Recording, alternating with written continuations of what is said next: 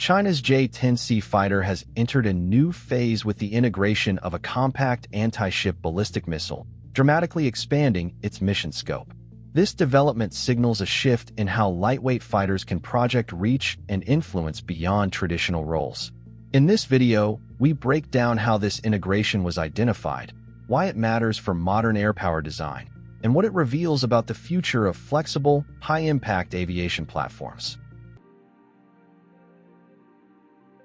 The significance of this development begins with clear visual confirmation. Officially released material from China's Eastern Theater Air Force shows the J-10C carrying a large, unfamiliar missile beneath its fuselage, one that does not match any previously known weapons associated with this aircraft. This immediately signaled that the fighter's mission profile had expanded beyond its established roles. The missile's design provides the strongest evidence. Its thick body, blunt nose, and overall proportions closely resemble a scaled-down version of the YJ-21 anti-ship ballistic missile, a system previously associated only with large bomber platforms. Unlike cruise missiles or glide weapons, this missile's shape indicates a ballistic flight profile, suggesting extremely high speed and a steep terminal trajectory. Context strengthens this assessment. Prior to this sighting, a compact ballistic-style missile had already been observed mounted on China's CH-9 unmanned attack aircraft. That earlier appearance indicated active efforts to miniaturize ballistic missile technology for lighter platforms. The J-10C integration appears to be the next logical step in that progression, moving from unmanned systems to a frontline crewed fighter. Technical estimates further support this conclusion. Based on its size relative to the aircraft and its mounting configuration, analysts believe the missile weighs well under 1,000 kilograms, placing it within the carrying capacity of a single-engine fighter. Its estimated range, around 500 kilometers, is shorter than the full-scale YJ-21, but still far exceeds traditional air-launched anti-ship weapons. Equally important is how the missile is carried. The configuration suggests real integration rather than a symbolic display, indicating advanced testing or early operational evaluation. While official confirmation of full deployment has not been released, the available evidence strongly supports that the J-10C has been adapted to carry a genuine anti-ship ballistic missile, marking a clear expansion of its mission scope and operational relevance. What truly sets this development apart is not just the missile itself, but how it reshapes the identity of the J-10C. Lightweight fighters have traditionally been optimized for speed, flexibility, and regional reach. By integrating an anti-ship ballistic missile, the J-10C moves beyond those expectations and steps into an entirely broader mission category. This integration changes what a single aircraft can contribute. Instead of relying on larger, more specialized platforms to project long-distance reach over maritime spaces, a multi-role fighter now carries that capability itself. This does not replace other aircraft types, but it redistributes responsibility across the force. The result is a more flexible system where advanced reach is no longer concentrated in a small number of platforms. The design logic behind this shift is efficiency. The J-10C is produced in steady numbers, operates from diverse airfields, and requires comparatively modest support. When such an aircraft gains extended reach through missile integration, the overall force gains depth without adding complexity.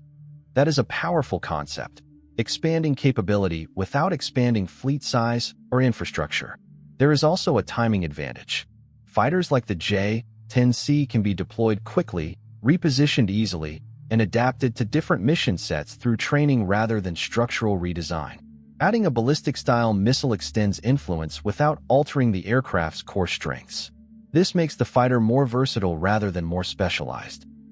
Most importantly, this integration reflects a design philosophy focused on adaptability.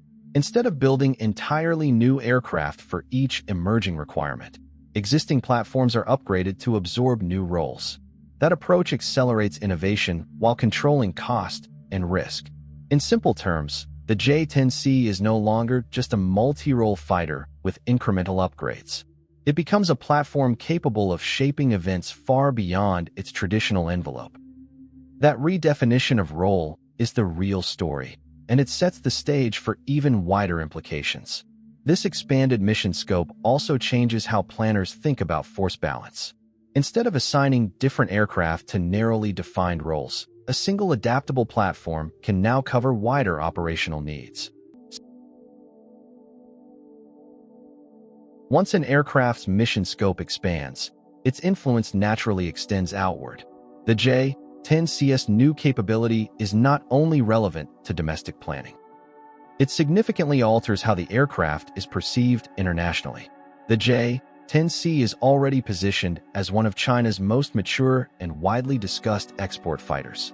It is in service with the Pakistan Air Force, and Indonesian officials have publicly confirmed major procurement plans. Interest from other countries has also been reported. What changes now is not the aircraft's availability, but its strategic appeal. Traditionally, long-range maritime reach required access to larger platforms or layered systems that were costly to acquire and maintain. By integrating a compact ballistic missile onto a multi-role fighter, that threshold is lowered. Air forces operating relatively small fleets could gain access to capabilities that once demanded far greater investment. From an export perspective, this creates a compelling narrative. A single fighter type that can adapt to air defense, conventional strike, and extended maritime missions simplifies training pipelines, logistics chains, and long-term planning. For countries balancing capability against budget, that flexibility is extremely attractive. There is also a broader lesson embedded here. This development reflects a move away from concentrating advanced functions on a few elite systems. Instead, capability is distributed across platforms that are already in service.